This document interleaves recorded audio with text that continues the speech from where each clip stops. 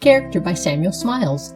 Chapter 2D. We have spoken of the Mother of Washington as an excellent woman of business, and to possess such a quality as capacity for business is not only compatible with true womanliness, but is in a measure essential to the comfort and well-being of every properly governed family. Habits of business do not relate to trade merely, but apply to all the practical affairs of life, to everything that has to be arranged, to be organized, to be provided for, to be done. And in all these respects, the management of a family and of a household is as much a matter of business as the management of a shop or of a counting house. It requires method, accuracy, organization, industry, economy, discipline, tact, knowledge, and capacity for adapting means to ends. All this is of the essence of business, and hence business habits are as necessary to be cultivated by women who would succeed in the affairs of home. In other words, who would make home happy, as by men in the affairs of trade, of commerce, or of manufacture. The idea has, however, heretofore prevailed that women have no concern with such matters, and that business habits and qualifications relate to men only. Take, for instance, the knowledge of figures. Mr. Bright has said of boys, "Teach a boy arithmetic thoroughly, and he is a made man." And why? Because it teaches him method, accuracy, value, proportions, relations. But how many girls are taught arithmetic well? Very few indeed. And what is the consequence? When the girl becomes a wife, if she knows nothing of figures and is innocent of addition and multiplication, she can keep no record of income and expenditure, and there will probably be a succession of mistakes committed which may be prolific in domestic contention. The woman, not being up to her business, that is, the management of her domestic affairs in conformity with the simple principles of arithmetic, will, through sheer ignorance, be apt to commit extravagances, though unintentional, which may be most injurious to her family peace and comfort. Method, which is the soul of business, is also of essential importance in the home. Work can only be got through by method. Muddle flies before it, and hugger-mugger becomes a thing unknown. Method demands punctuality, another eminently business quality. The unpunctual woman, like the unpunctual man, occasions dislike, because she consumes and wastes time, and provokes the reflection that we are not of sufficient importance to make her more prompt. To the business man, time is money, but to the business woman, method is more. It is peace, comfort, and domestic prosperity. Prudence is another important business quality in women, as in men. Prudence is practical wisdom, and comes of the cultivated judgment.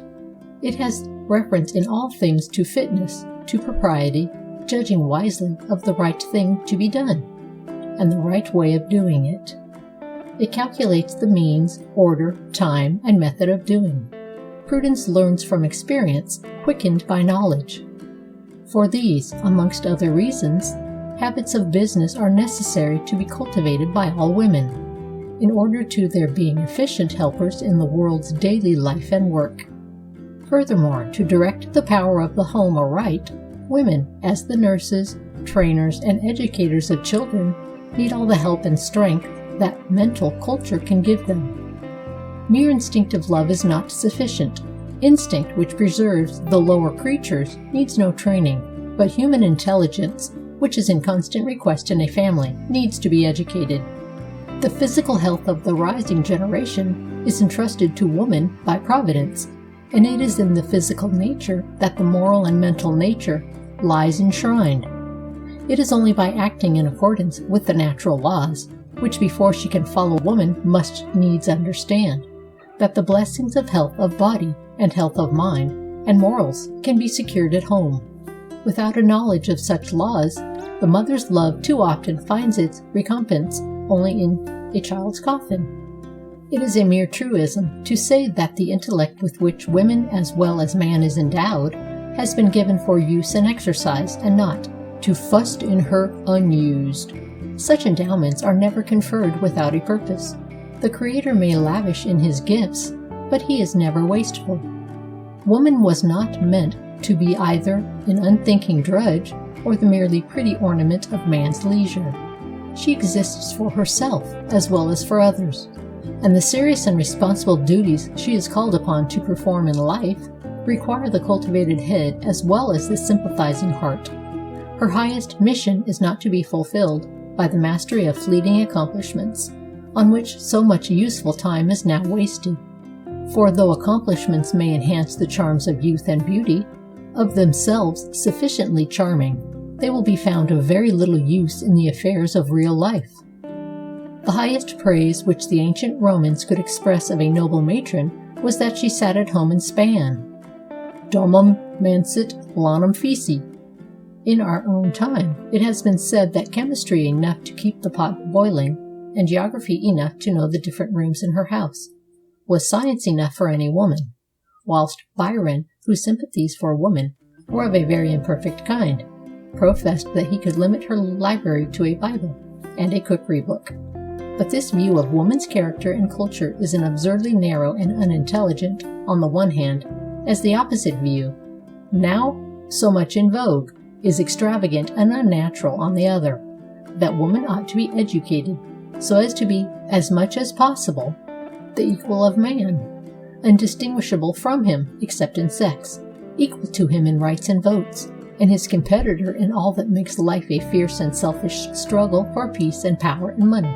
Speaking generally, the training and discipline that are most suitable for the one sex in early life are also the most suitable for the other, and the education and culture that fill the mind of the man and will prove equally wholesome for the woman.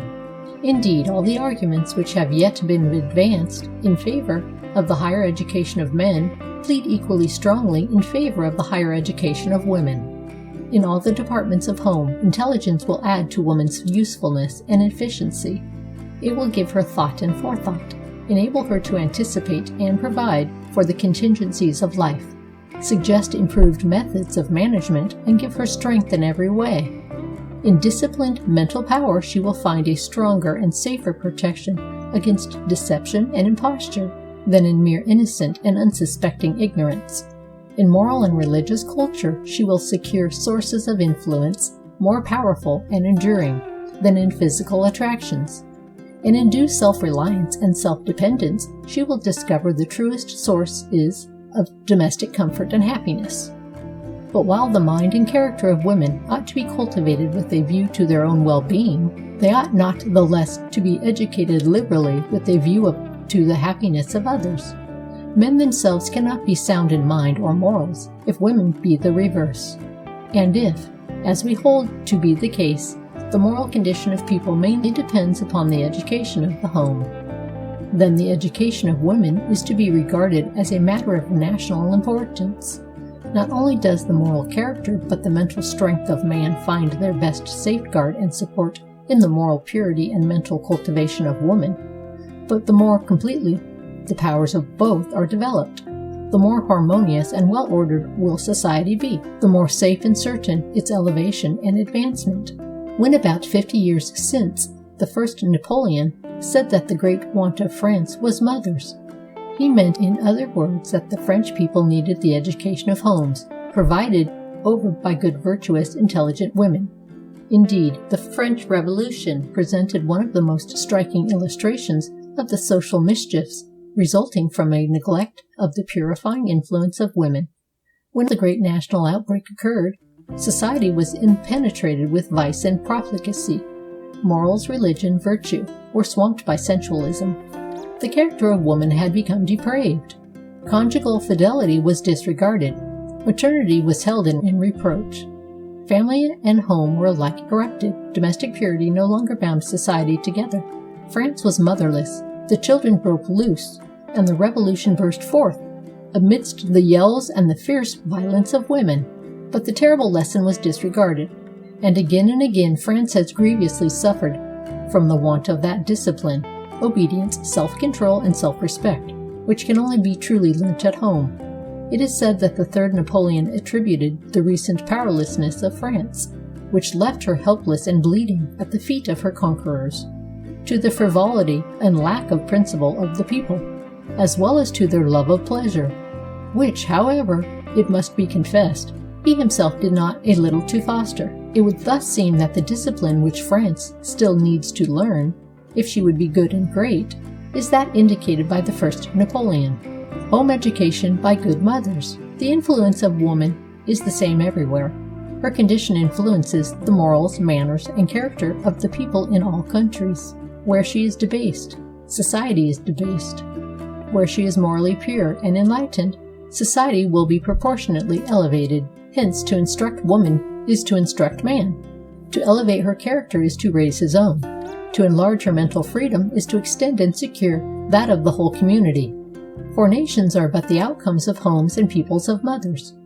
But while it is certain that the character of a nation will be elevated by the enlightenment and refinement of woman, it is much more than doubtful whether any advantage is to be derived from her entering into competition with man in the rough work of business and polities. Woman can no more do men's special work in the world than man can do woman's. And wherever woman has been withdrawn from her home and family to enter upon other work, the result has been socially disastrous.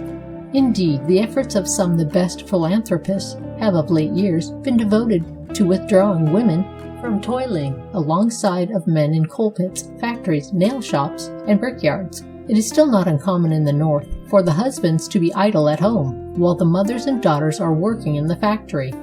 The result being in many cases an entire subversion of family order, of domestic discipline, and of home rule. And for many years past in Paris, the state of things has been reached which some women desire to effect amongst themselves. The women there mainly attend to business, serving the boutique, or presiding at the comptoir, while the men lounge about the boulevards, but the result has only been homelessness, degeneracy, and family and social decay. Nor is there any reason to believe that the elevation and improvement of women are to be secured by investing them with political power. There are, however, in these days, many believers in the potentiality of votes, who anticipate some indefinite good from the enfranchisement of women. It is not necessary here to enter upon the discussion of this question, but it may be sufficient to state that the power which women do not possess politically is far more than compensated by that which they exercise in private life. By their training in the home, those who, whether as men or as women, do all the manly as well as womanly work of the world. The radical Bentham has said that man, even if he would, cannot keep power from woman, for that she already governs the world with the whole power of a depot, though the power that she mainly governs by is love. And to form the character of the whole human race is certainly a power far greater than that which women could ever hope to exercise as voters for members of Parliament, or even as lawmakers. There is, however, one special department of women's work demanding the earnest attention of all true female reformers, though it is one which has hitherto been unaccountably neglected. We mean the better economizing and preparation of human food, the waste of which at present, for want of the most ordinary culinary knowledge, is a little short of scandalous.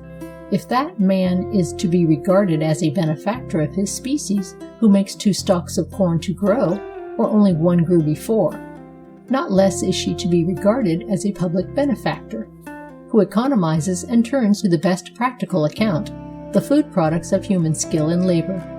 The improved use of even our existing supply would be equivalent to an immediate extension of the cultivable acreage of our country, not to speak of the increase in health, economy, and domestic comfort. Were our female reformers only to turn their energies in this direction with effect, they would earn the gratitude of all households, and be esteemed as among the greatest of practical philanthropists. End of section 8.